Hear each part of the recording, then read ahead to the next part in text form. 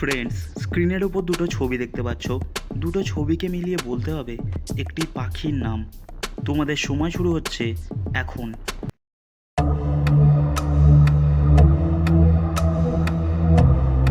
তো ফ্রেন্ডস, উত্তরটি যারা বুঝে গেছো তারা কমেন্ট বক্সে লিখে ভিডিওটি লাইক করে দাও।